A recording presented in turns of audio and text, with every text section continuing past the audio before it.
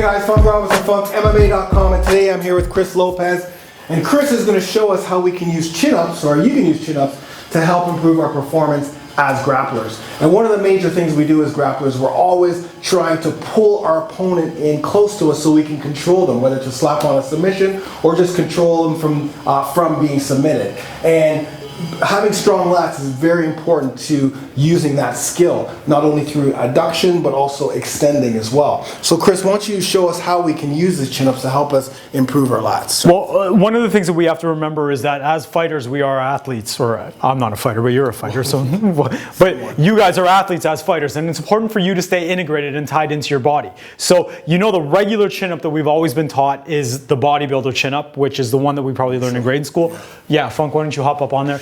And so the bodybuilder chin-up is basically using your posterior chain. It's almost like a vertical row where you're pulling yourself up and lock back like this. So you're bringing your chest up to the bar first and kind of leaning back at the top, which is great. And it's got its purposes, especially for beginner clients and people that just want to get strong, or people who work at a desk who really want to develop that posterior chain and that open posture.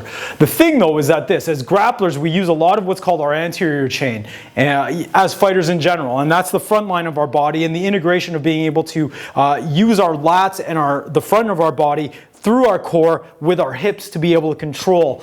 Even to strike, if you're a striker, just being able to hit somebody, that involves a lot of the coordination between the lats and the power from the hips in that rotation. So one of the best things that you can do is take a page out of a gymnast book, who are probably the most tied together athletes on the planet because of the way they move incredibly well, and they're incredibly strong. And so one of the best ways to do that is what's called the hollow position chin up. Right. So the hollow position chin up takes that bodybuilder chin up and brings everything forward towards that anterior chain, the anterior line.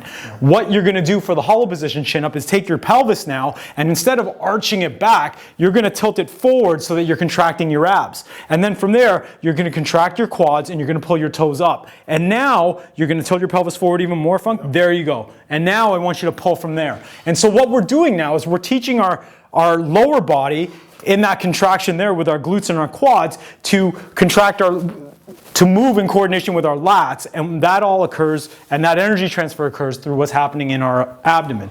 So you can see how much harder that is. A lot tougher. And there's a lot more control. Now, there are advantages to both, but if you want to be able to have an efficient energy transfer from the bottom to the top, then that occurs through your abs. And so you have to be able to coordinate your abs and your lower body when you're using your lats, which is why we use the hollow position chin-up. Awesome. Well, there you go, guys. So start integrating the hollow position chin-up, whether they're on rings or just a regular chin-up bar. Start using that, and you'll see not only your overall strength improve, but lat strengthening will improve, and then your performance will improve.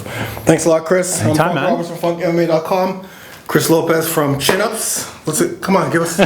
Double your chin-ups in 28 days. Get it done.